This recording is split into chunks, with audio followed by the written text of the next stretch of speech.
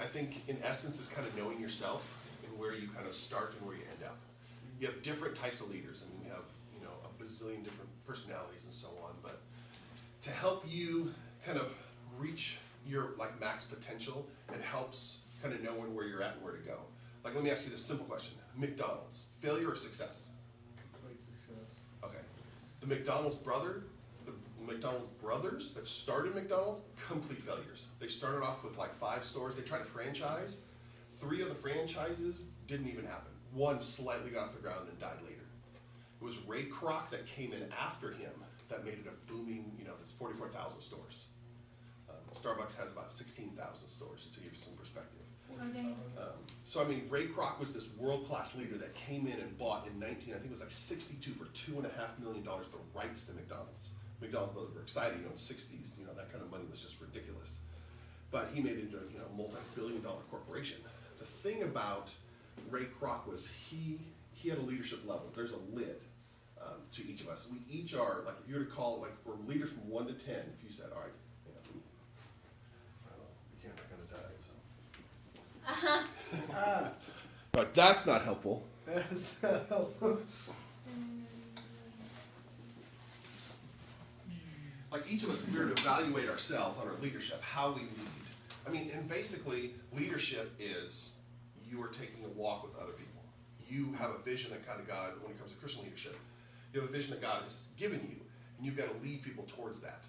Whether it's kicking or screaming or helping them in that process, but you've got to lead them somehow.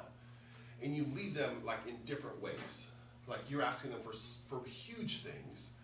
It takes a little bit longer. You have to be there, kind of a better leader to do greater things.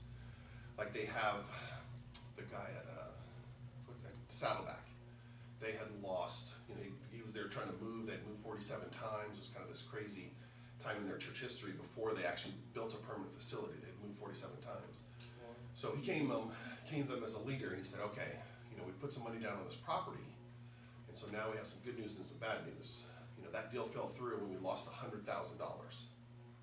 So as a pastor of church said, hey, I basically kind of lost $100,000 a year. Sorry about that, but we do have a new piece of property, and because of the way he's led, they were like, oh, okay, that's too bad, but let's see what else we got. I mean, most leaders, that would have been it. They're done.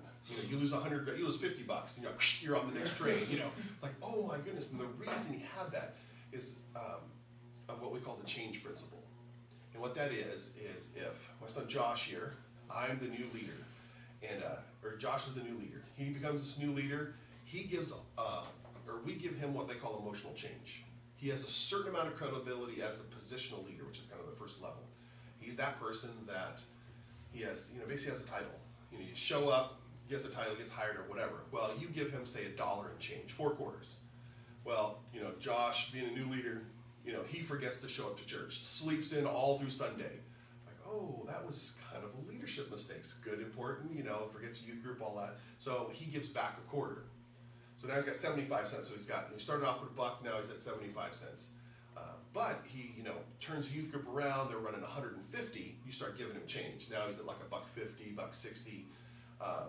Well, then something happens. He loses $100,000. Well, he gives all your change away.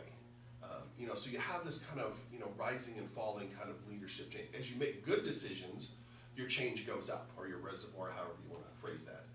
But as you make poor decisions, or if you do stupid stuff, your change goes down. Like one of my friends, classic mistake. I mean, actually the church I was at had this massive manual. It was over 100 pages for a church. I mean, it was the handbook. And every page, as I got to know the church a little better, had a name to it. They didn't say that. I'm like, oh, that's why that's in there. He's a youth pastor. He's, kind of a big church, about 1,000. And it's about midnight. They come back from some event, and there's a 13-year-old girl, and he's tired. So he's like, it's kind of a rougher area. And he's like, hey, is your mom coming? Yeah, she'll be here in about 15 minutes. He's like, good, I'm going to take off, so I'll see you later. Leaves her in the parking lot by herself. Yeah, he lost a little bit of change that day. Mom's like, why would you leave my daughter? He's like, oh, I was tired.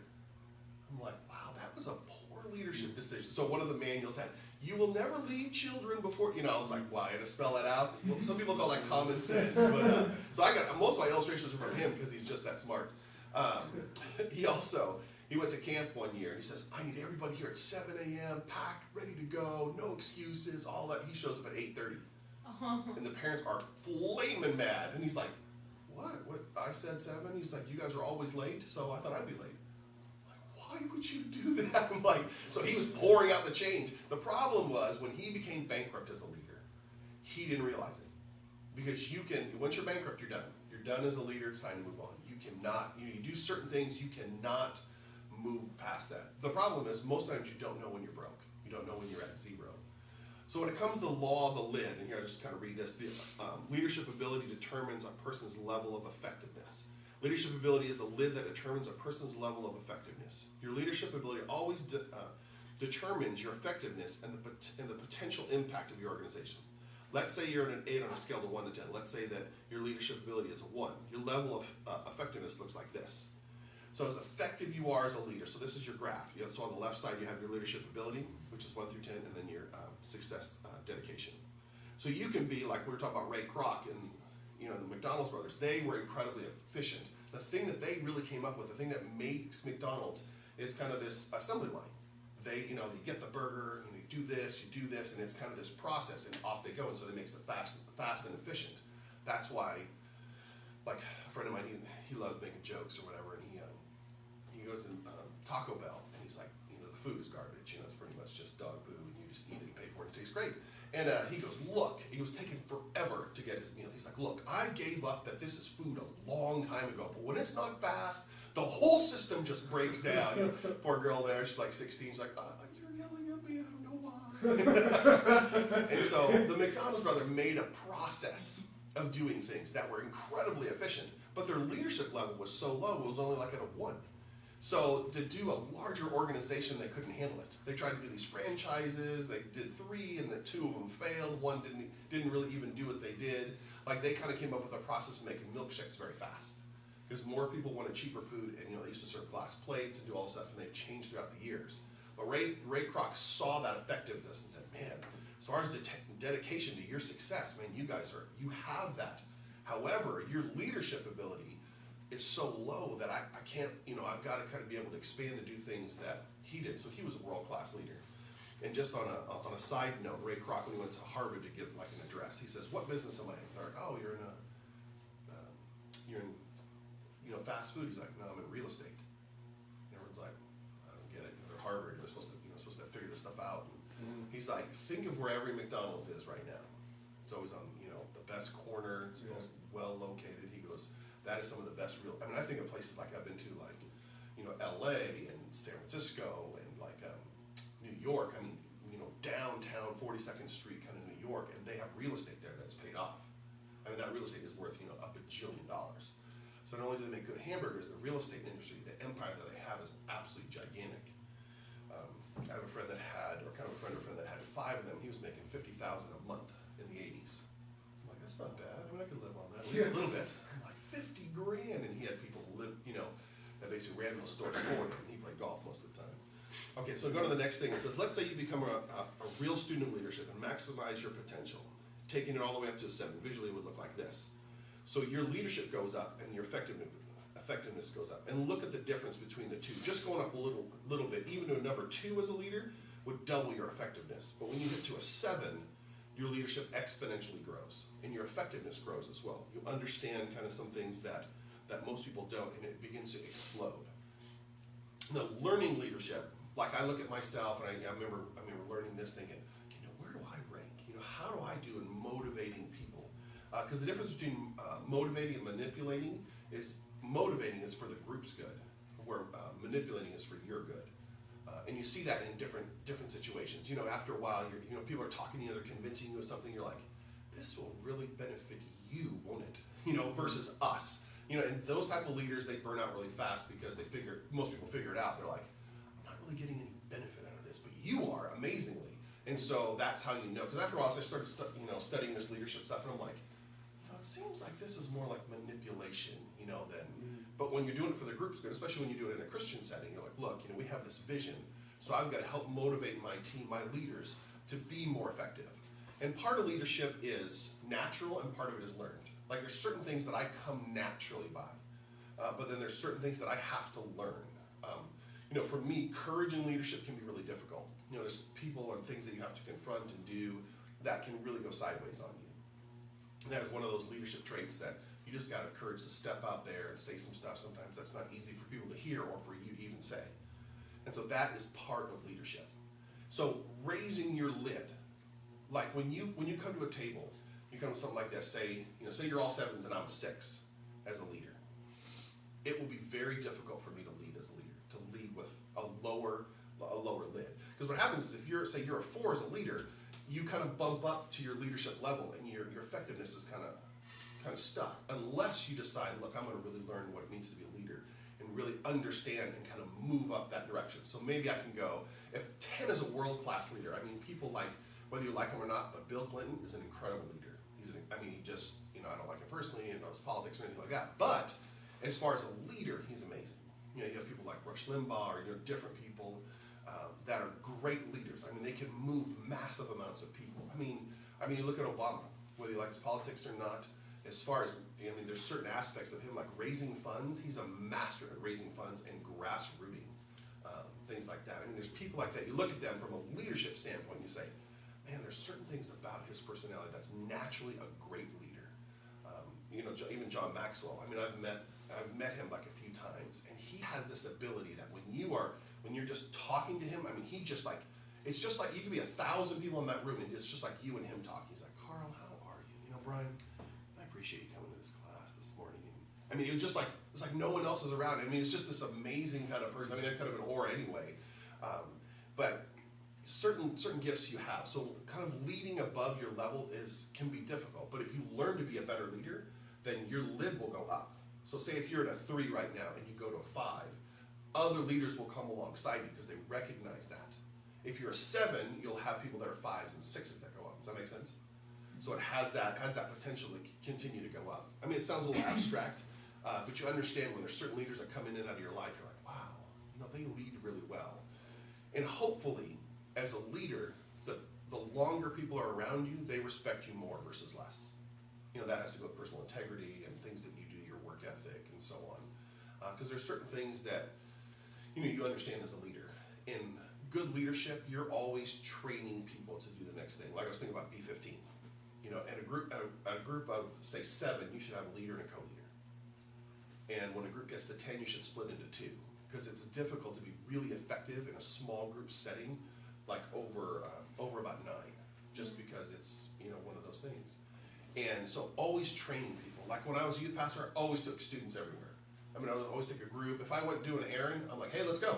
They're like, dude, let's run. And so we would go and do that because I was always wanting to just kind of invest into them and just say, where are you at, kind of know them. And we'll talk about it a little bit next week, but influence is probably the greatest thing that you have and how that rises and falls. But as far as the lid, this is kind of where we need to start, just to say, okay, where am I at as a leader, and then how do I grow that? There's certain things like when it comes to music, if you're a good musician, you can be, you can have a lot of influence, you can have a lot of, like clout. But if you lead terrible, if you're always yelling at people and cutting them down, you're like, a loser, hello, didn't play that, your leadership stuff will kind of go down. But if you're a good leader, you understand, okay, I need to correct you in a certain way and how you talk to people. It helps with your leadership. Because what happens is you have this kind of credibility thing, like you're talking about the change principle. You have to ask them to do certain things. Sometimes they're difficult or unpleasant.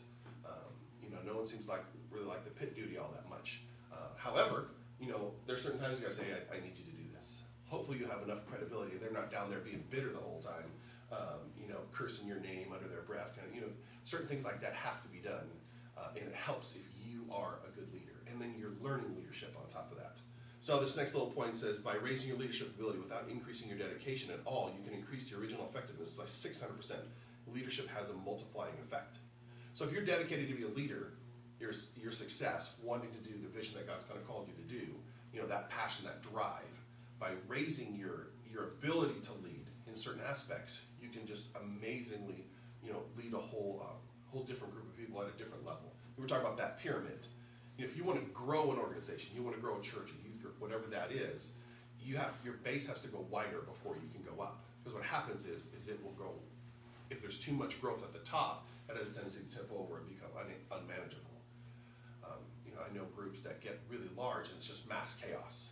It looks that way, it seems that way, but if you have leadership in place, to channel that, then you can grow it at a much better rate.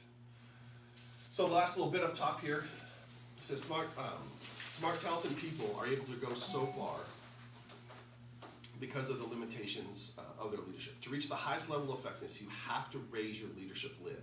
So you basically got to make a commitment to say, I'm going to learn leadership. I know for me, about 1999 is when I went to like my first John Maxwell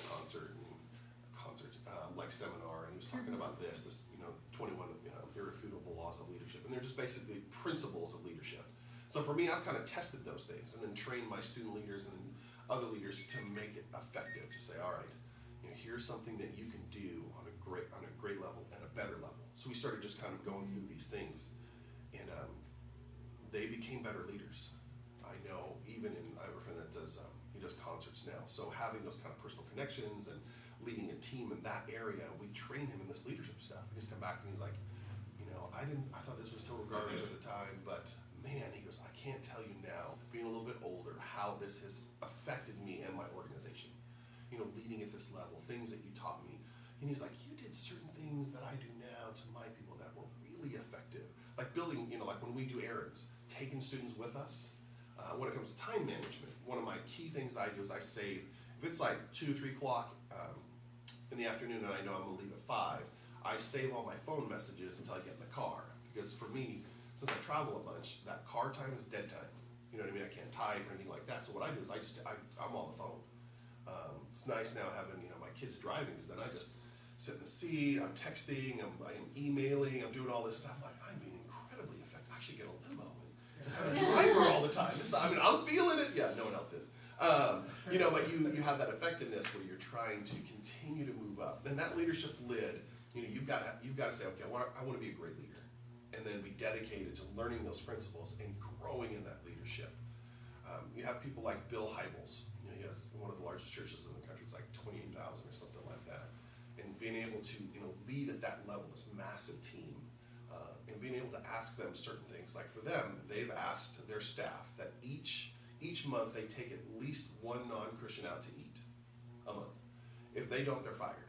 That's their thing. I'm like, wow, no pressure. Yeah, it's really intense. You're like, wow, that's a little rough. However, he's asked the church though to reach their community. He's like, if your staff doesn't reach your community, how are you expecting you're not leading by example? I'm like, oh, well, I'll go a little quiet. So you have that kind of like, okay, you expect your students, or you expect the people underneath you that you're trying to lead to do something, or you want them to do something. When they don't do that, you're upset. But if you're not doing it, how do you expect them to do it? So understanding that principle and then leading at that higher level, saying, okay, I'll be an example of doing that. I know we have this kind of situation. We do like high school assemblies, so we're out there doing that. And we're out there, sweating, setting up, and so on. Well, one of our team got hired to do another school assembly, and it was kind of a big setup. It wasn't gigantic, but they had screens and lights, projectors, and sound, video, all that. So, and the guys that were speaking just kind of rolled up when it kind of 5 minutes before it started, grabbed the mic, started talking, and then when it left, they talked to the people and they were out. It's like, okay, you guys clean up, I'll be back. I was like, oh, so you're that type of leader, you are the chosen one, you're the talent, and so in my organization, with my campus, where we all are a team. So we set up, we break down, we do certain things, when, we have that kind of team mentality where we say, okay, we're in this together. It's not just your job to clean up, it's our job to clean up. So you have that kind of leadership where it's kind of that expected, like, well, hey, I'm the man and the rest of you just all. But when you have a team, understanding that if other people are working, it's important that you work as well, that you show that you, and I think this is more biblical, it's servant leadership. You're saying, I will serve just like everybody else. And that's an important part of it. And then really holding people accountable to that. That's not always fun, but that's part of leadership. That's that courage part of saying, look, I expect this from you. I expect you to serve just as much as I do. And when you're laying down on the job, I'm going to call you on it. And that comes to like kind of a trust issue when you're able. I said that a few weeks ago at the Beast meetings. Like, you've got to have trust enough to be able to speak into people's lives. To say, I don't think you studied enough on that. Or, oh wow, this was good, but that didn't quite hit the mark. And be safe with that person enough to say, you know what? Hopefully you'll take this in the right spirit, and you won't be bitter and blow up my car later. And it's like, oh wow, I came out of church and all my tires are slashed. Wow, how did that happen? You know, it's like, I just said you hit the wrong note for the love. You know what I mean? And that works. So, you know, some people are insecure or they're, you know, they can't handle that, and helping them through that. You know, I'm going to say something that might. You know, it's like, don't touch me. So I'm going to turn off the camera for a second. That's kind of our leadership lesson. Then I wanted to talk a little bit more about us. Would you mind turning the camera off? So since I'm